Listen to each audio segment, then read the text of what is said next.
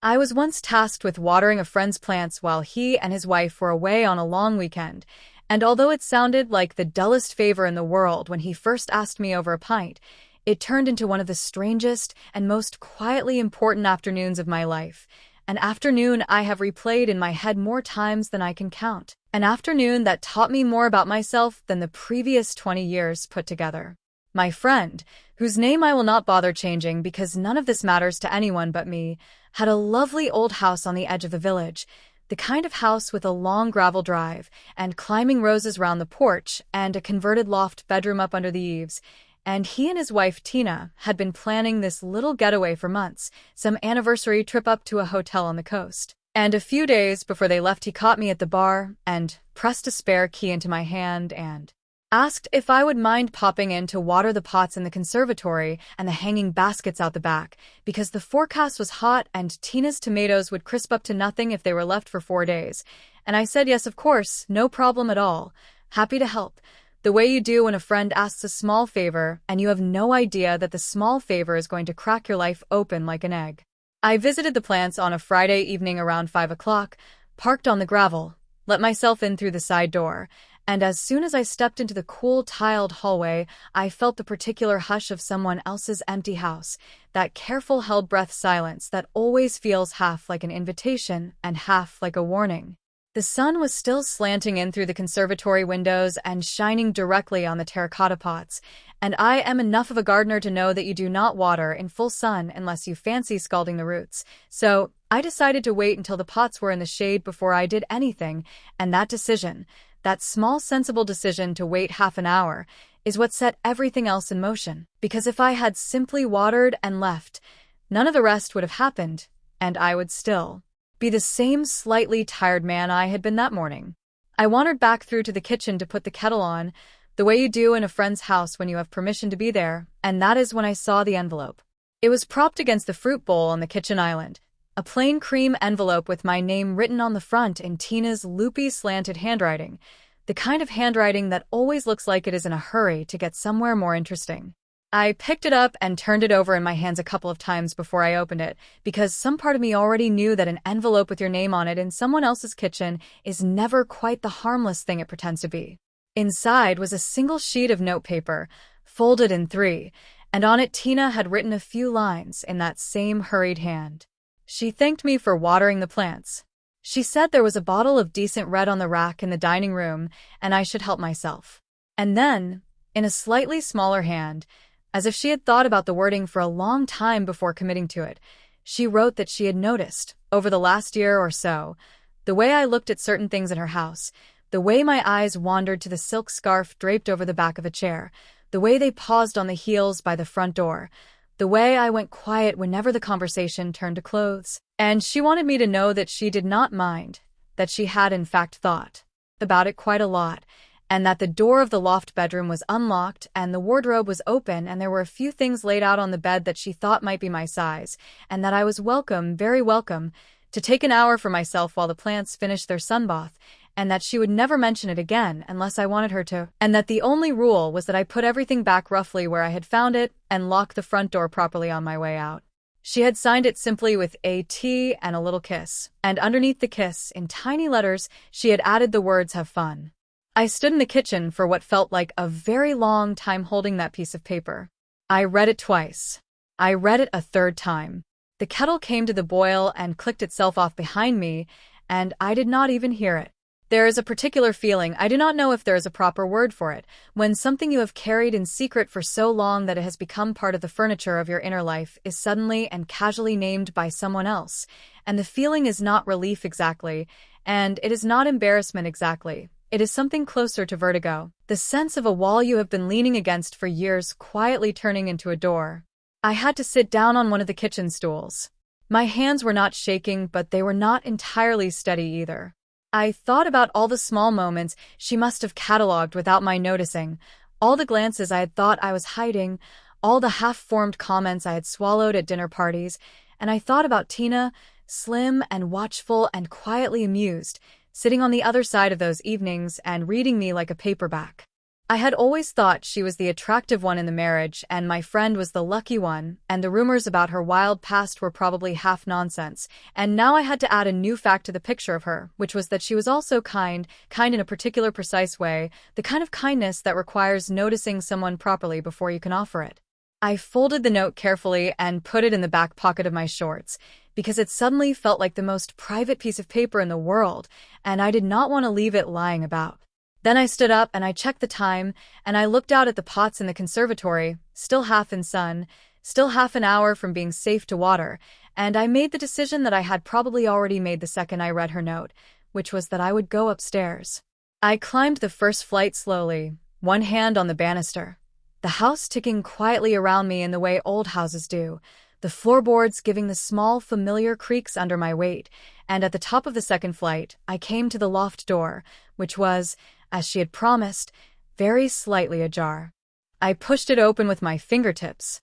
The loft bedroom was beautiful in the late afternoon light, all sloping ceilings and exposed beams and a big iron bed under the skylight, and the air smelled faintly of her perfume, something with figs and something with cedar, a grown-up smell, a smell with experience in it. The wardrobe door stood open, and on the bed, laid out as carefully as a costume designer might lay out an outfit for an actress before a scene, were the clothes she had chosen. There was a pair of sheer-to-waist pantyhose in their packet, unopened, brand new, set out on the pillow like the gift they obviously were. There was a little red sleeveless cocktail dress with a faint sparkle through the weave, the kind of dress that has been to 1,000 parties and remembers all of them. There was a pair of cream slingback heels with peep toes, set neatly on the rug beside the bed. There was a soft-cut bra in a nude tone, the practical kind, with a small folded pair of stockings on top of it that I think were meant as padding. And on the dressing table stand, on a polystyrene head, was a shoulder-length wig in a dark chocolate brown, brushed and ready, with a small hand mirror laid in front of it. There was also a tray with a few bits of makeup arranged on it, foundation, a little compact of blush, a tube of mascara, a neutral lipstick, nothing too dramatic, nothing she expected me to know how to use perfectly, just enough to soften a face that had spent 50+ years being a man's face. I stood in the doorway and looked at all of it, and my throat did a strange tight thing, and my eyes prickled in a way that surprised me, because I had expected to feel excited, which I did, and I had expected to feel nervous, which I also did, but I had not expected to feel quite so seen, quite so gently and accurately seen, by a woman who had been 3 steps ahead of me the whole time. I closed the door behind me. I do not know why I closed it, because there was no one else in the house, but it felt like the right thing to do, like closing the door on a chapel, like making the room a small private world that belonged to me for the next hour. I crossed to the bed. I picked up the packet of pantyhose first, because that was the thing I had wanted to put on for longer than I had wanted to put on almost anything else in my life, and I sat down on the edge of the mattress and I peeled off my walking socks and my shorts and the slightly faded t-shirt I had worn round the village all afternoon, and I folded them all into a little pile on the chair, the way you fold your old life when you are about to step out of it for a bit. The packet opened with that soft plastic crinkle that I had always heard from the other side of bedroom doors growing up, the sound of women getting ready, the sound of a world I had been told from a very early age I was not allowed to be part of. I bunched the first leg of the pantyhose down into a ring the way I had seen done in countless videos that I had watched late at night, and then deleted my history afterwards, and I pointed my toe and slid my foot in, and then the other foot, and then I stood up and drew the nylon slowly at my calves and over my knees and at my thighs, smoothing as I went, and the sensation, the actual physical sensation of sheer warm nylon settling against the skin of my legs all at the same time, was so much more. Then I had built it up to be in my head that I had to stop halfway up and sit down on the bed again, and just breathe. People who have never done this do not understand. They think it is a costume thing or a kink thing or a joke. It is none of those things, or rather, it is not only those things. The first time you feel a pair of tights go on properly, with intention, in a room that has been made safe for it, there is a recognition in your body that has nothing to do with sex, and everything to do with coming home. Your skin says, oh, there you are. Your legs, which have been your legs for half a century, look down at themselves and meet themselves for the first time. I sat on the edge of Tina's bed in nothing but a pair of sheer pantyhose, and I put my face in my hands and I laughed, very quietly, almost silently, The way you laugh when you have just understood a joke that has been being told at your expense for 40 years. Then I pulled myself together because the clock was ticking and the pots in the conservatory were not going to water themselves, and I picked up the bra. The bra was harder. The bra felt more like a decision. The pantyhose I could have explained away to myself as a sensory experiment, a curiosity, a thing a man might do once and never speak of, but the bra was a step further. The bra was an admission that this was about a shape, and not just a sensation. I worked out the clasp at the third try, hooked it round my waist backwards the way I had seen women do, then turned it round and slid my arms through the straps and pulled the cups up into place. The folded stockings she had left went into the cups, one on each side, and I adjusted them with the seriousness of a man defusing a small bomb, because I wanted them even. I wanted them to look like they belonged on the body I was building. I straightened up and caught sight of myself in the long mirror on the inside of the wardrobe door, and I had to stop again because the line of my shoulders going down into the curve of a chest, even a small modest one, even one made of a borrowed bra and a pair of rolled-up stockings, was a line I had not seen on my own body in any of my 50-something years, and the line was correct. The line was right. The line was the line I had been trying to draw in the steam on bathroom mirrors and in the condensation on car windows since I was about 11 years old. I picked up the dress next. It was lighter than I had expected, the way nice clothes always are, and the little sparkles and the weave caught the light from the skylight in tiny bright pricks.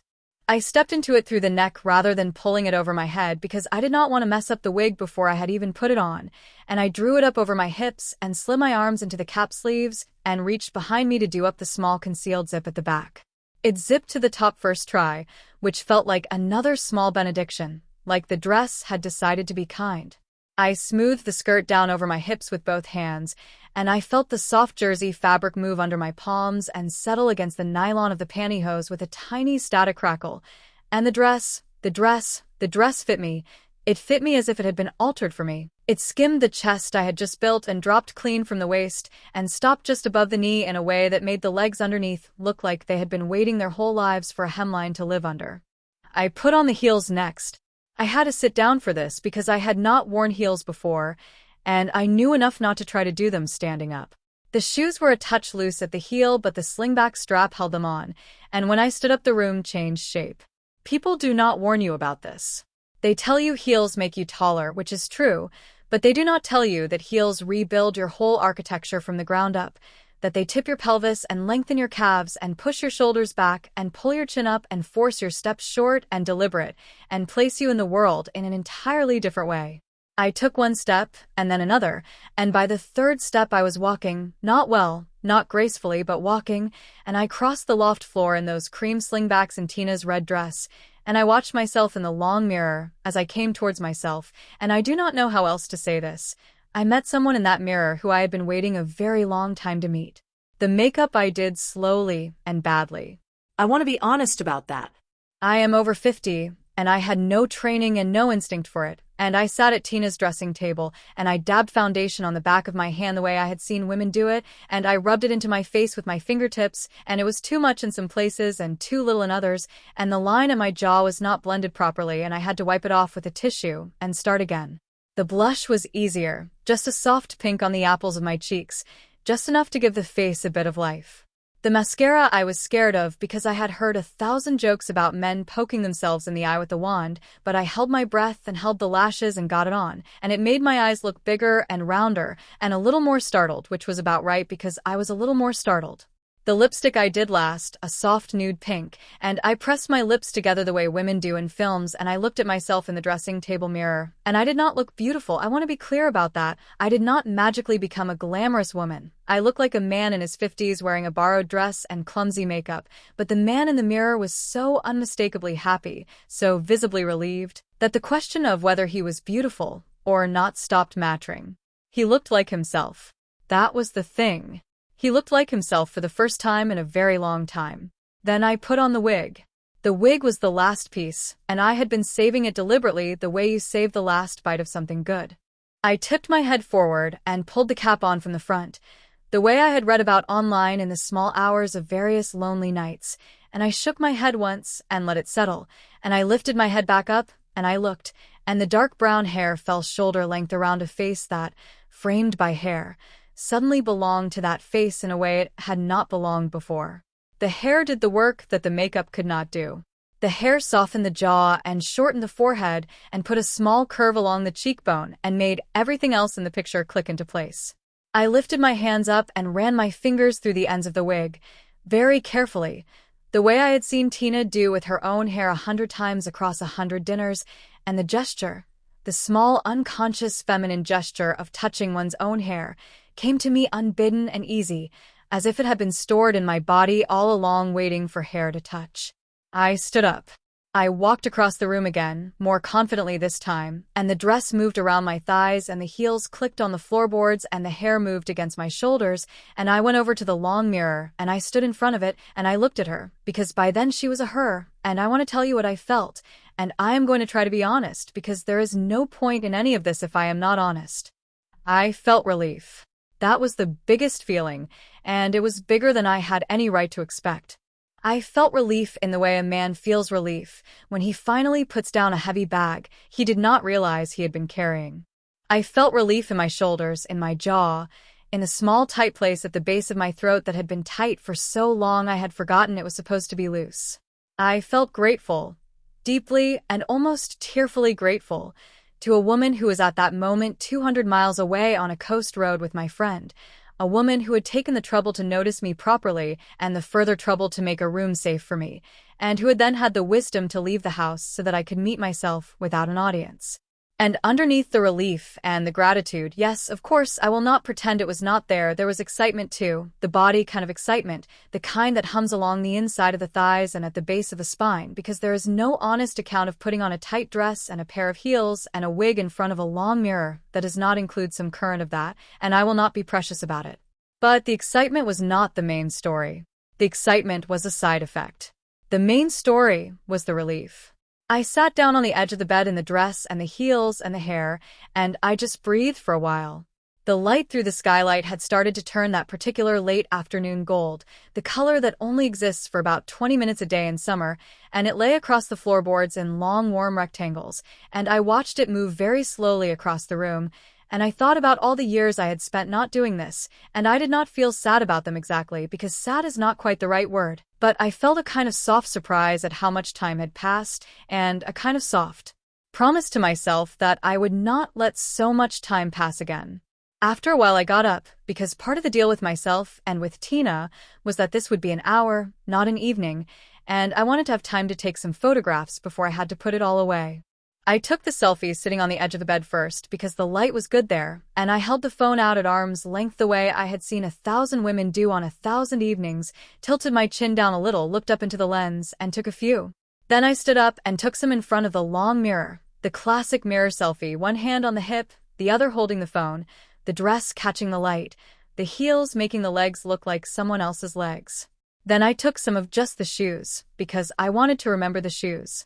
Then I took some of the dress on the hanger, and one of the wig back on the stand, and one of the unopened lipstick, because I knew that when this hour was over I would want evidence that it had happened, evidence I could look at later in the privacy of my own house and know that I had not dreamed it. I sat on the bed and scrolled through the pictures, and I felt the small private thrill of seeing my own face looking back at me with hair around it. The pictures were not good pictures. They were the pictures of a beginner, badly lit in places, badly framed in others, the makeup obviously the makeup of a man who has never done it before. But the face in them was glowing, the face in them was alight, the face in them was a face I had been wanting to take a photograph of for most of my adult life. I will not lie about the next part either, because I said I was going to be honest. I lay back on Tina's bed for a few minutes in the dress and the heels and the hair, with the late sun on my legs and the dress riding up a little against the nylon, and I let myself feel everything I was feeling, and yes, some of what I felt was sexual, and yes, I dealt with it, quietly and respectfully and entirely to myself, and I cleaned up afterwards with a small packet of tissues from my shorts pocket, and I put the tissues in my own pocket to take away with me so that no trace was left behind that did not belong, because Tina had been kind to me, and I was not going to repay that kindness with carelessness. And when it was done I lay there a little longer, slightly out of breath, slightly amazed at myself, slightly close to laughing again. Then I sat up, and I checked the clock on the bedside table, and I saw that the hour was very nearly up, and I knew it was time to dismantle her, her in the mirror, and put her back in the wardrobe in pieces until next time, if there was a next time, which I already very much hoped there would be. I took the wig off first because that felt like the gentlest end, like turning a light down before turning it off, and I set it back on the polystyrene head and combed it gently with my fingers and made sure it sat the way it had sat when I came in. Then I slipped out of the heels and set them back on the rug exactly where they had been, side by side, toes pointing out. Then I reached behind me and unzipped the dress and stepped out of it, and I hung it back on the padded hanger Tina had left on the wardrobe door, and slid it carefully into the wardrobe between two other dresses where there was a gap that had clearly been left for it. The bra came off next, the stockings unrolled and refolded and tucked back into the cup, and I laid the bra back on the bed roughly where I had found it, smoothing the straps so they did not tangle. The pantyhose I peeled off slowly, almost reluctantly, because they had been the first thing on and they had been the door into the rest of it, and I rolled them up the way I had seen them rolled in their packet, and I set them on top of the bra. The makeup I cleaned off with a cotton pad and some of the micellar water on her dressing table, working carefully, getting every smudge from the corners of my eyes and every trace of foundation from my jawline, because the last thing I needed was to drive home with a streak of mascara still on my cheek. I checked my face in the mirror twice, then a third time. It was just my face again.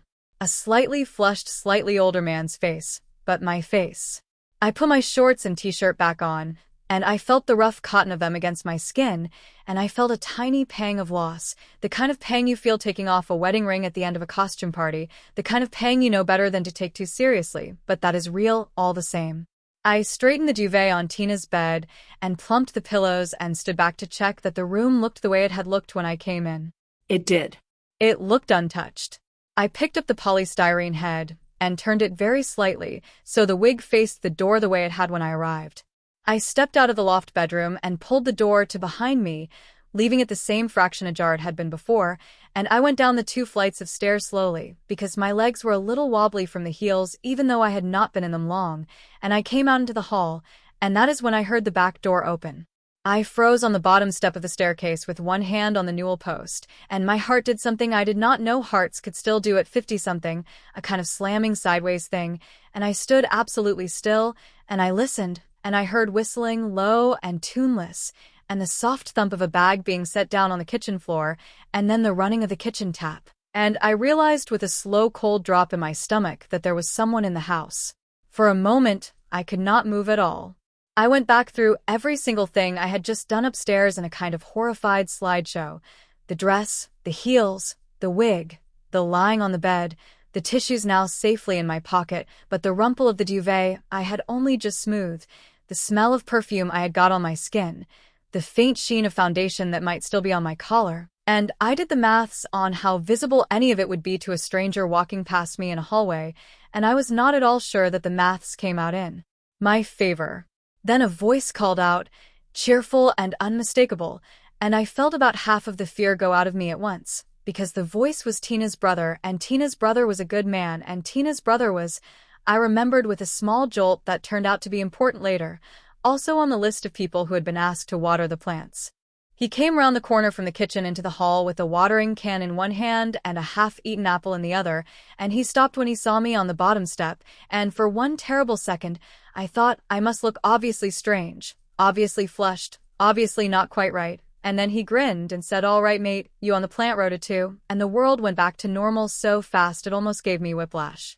I made my mouth do a smile, and I made my voice do a normal voice, and I said yes, just been waiting for the sun to come off the pots. You beat me to it, have you? And he laughed and said yeah, thought I'd swing by on the way home from work, didn't realize we were doubled up, and he held up the watering can and shook it cheerfully, and said, well, I've done the conservatory.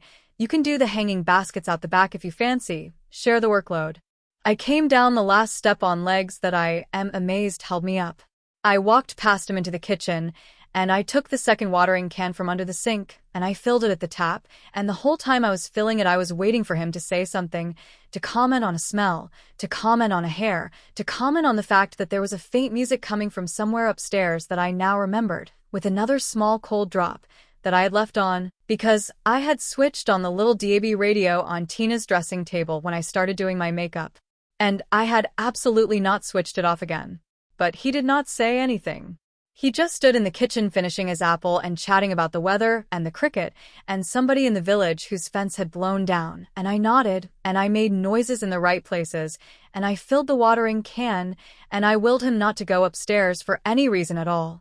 He never went upstairs.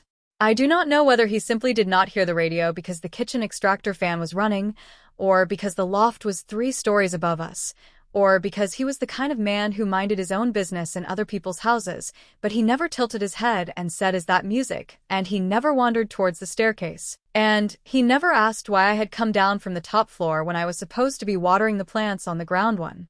He finished his apple. He dropped the core in the food caddy. He waved the empty watering can at me and said, "Right, I'm off. Give my love to them when they're back." And he went out through the back door whistling again, and I heard his car start on the gravel and crunch away down the drive, and only then, only when the sound of his engine had faded to nothing, did I put down my own watering can and lean both hands on the edge of the kitchen sink and let out a breath I felt like I had been holding for about a year. I stood at that sink for a long time. I watched a single bee work its way along the lavender outside the window. I felt my heart slow down by tiny increments. I thought about how close I had come to being caught, and then I thought more carefully about what catching would actually have meant. He would have come up the stairs. He would have heard the radio. He would have pushed the loft door open. He would have seen a man in his 50s he had known for years standing in his sister's red cocktail dress and her cream heels and her dark brown wig in front of her long mirror. And then what?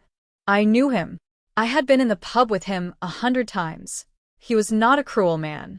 He was not the kind of man who would have laughed and pulled his phone out and made my life a thing in a group chat by the end of the evening. He was the kind of man who would probably have stood in the doorway for a long moment with his mouth slightly open and then closed his mouth and then said something like, "Well, that's not what I was expecting from my Friday," and then he would have shut the door and gone back downstairs and waited for me in the kitchen with the kettle on, and we would have had to have a conversation, the conversation I had spent 40 years not having with anyone, and it would have been awkward and difficult and possibly the kindest hour of my life. I am not saying I wanted to be caught. I am saying that standing at that sink listening to his car disappear, I realized for the first time that being caught and being undone were not the same thing, and that some of the people I had spent my life hiding from might have turned out, if I had given them the chance, to be people I could have been seen by. That was a new thought. It was not a comfortable thought. I filed it carefully and went out into the back garden to water the hanging baskets, because the work was still the work, regardless of what was happening inside me. I watered the baskets slowly, one at a time, lifting each one down from its hook and dunking it in the big galvanized bucket Tina kept by the back wall and letting it drink until the bubbles stopped, then hanging it back up. The repetition was good. The repetition steadied me. I went back inside and did the conservatory pots, even though Tina's brother had said he had done them because I wanted to be sure and also because I wanted an excuse to stay in the house a little longer, to be inside her kindness a little longer before I left it. I rinsed out the watering can. I dried it with a tea towel and put it back exactly where I had found it. I went up to the loft one more time, very quickly just to check, and I switched off the little radio on the dressing table that I had indeed left playing softly to itself, and I stood in the doorway and looked at the room one last time. The wig sat on its stand. The dress hung in the wardrobe. The heels stood toe out on the rug. The bra and the pantyhose lay folded on the bed where they would look, to anyone who had not been in the room an hour earlier, as if they had simply been laid out and never worn. The duvet was smooth. The pillows were plumped. The skylight had gone from gold to a soft pink. There was nothing in the room that would tell Tina I had been there, except for the fact that everything was a little too neat, which she would understand, and which I think she would smile at. I closed the door to its same fraction ajar, and I went back down the stairs for the last time, and I stood in the hallway, and I took the cream envelope out of my back pocket, and I read her note one more time. The loopy handwriting, the small T, the kiss, the words "have fun," and I knew that I was not going to throw the note away, not ever. I tucked it back into my pocket. I went out through the side door. I locked it carefully behind me, 2 turns of the key, the way my friend had shown me. I checked the handle to be sure. I walked across the gravel to my car.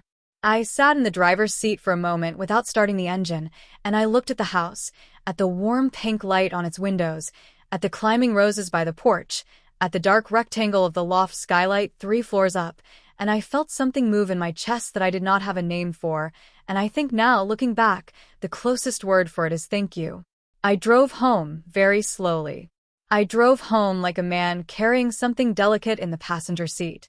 When I got in, I put the note in the small wooden box on my dresser where I keep the things that matter, and I went and stood in front of my own bathroom mirror, in my plain shorts and my plain t-shirt and my plain aging face, and I looked at myself for a long time, and I did not see a different person there exactly, but I saw a person who knew something now that he had not known that morning, and that knowledge sat in his eyes in a way that I do not think will ever quite go away. Tina and my friend came back from the coast 3 days later. I saw them at the pub that Saturday, both of them tanned, both of them tired and happy in the way people are after a good break, and Tina hugged me hello the way she always did and thanked me for the plants and said the tomatoes had survived beautifully, and her eyes stayed on mine for half a second longer than they needed to, and in that half second she asked me a question without any words at all, and I gave her the answer the same way, with the smallest possible nod and the smallest possible smile, and her eyes went soft, and she squeezed my arm once, very quickly, and turned away to order a drink. We never spoke about it directly. Not once, not in all the years since. But every so often, 2 or 3 times a year, when they go away somewhere for a long weekend, she catches me at the bar a few days before and presses the spare key into my hand the way her husband used to, and she says the plants will need watering, and there is a cream envelope on the kitchen island when I get there, and the loft door is unlocked, and the wardrobe is open, and there are new things on the bed sometimes, a different dress, a fresh packet of pantyhose, once a beautiful long coat, in a soft camel wool that I wore around the empty house for an hour just to feel it move against the back of my legs, and every time, without fail, when I leave I lock the door 2 turns and I check the handle and I drive home slowly with something delicate in the passenger seat, and I think about how close I came that first afternoon to being caught, and about the years I had spent before that being uncaught, and also, in a way I had not understood at the time, unmet, and I think about Tina's brother, who I still see in the pub, who still slaps me on the back and buys me a pint and asks about my garden, and I wonder sometimes whether he ever did hear that radio after all, very faintly from 3 floors up, and chose, the way good people sometimes choose, not to climb the stairs, and I think that whether he heard it or not, the universe was kind to me that Friday evening, kinder than I had any right to expect, and that the kindness took the shape of a slim, watchful woman who had read me like a paperback and decided, instead of closing the book, to leave it open on the bed with a note inside, and that I have spent the years since trying in my own quiet way to be worthy of having been read so accurately, and to be the kind of man or the kind of whatever I am who would leave a note like that for somebody else if I ever saw them carrying what I had been carrying, and who would mean every word of it, right down to the small careful kiss and the 2 small careful words. Underneath, have fun.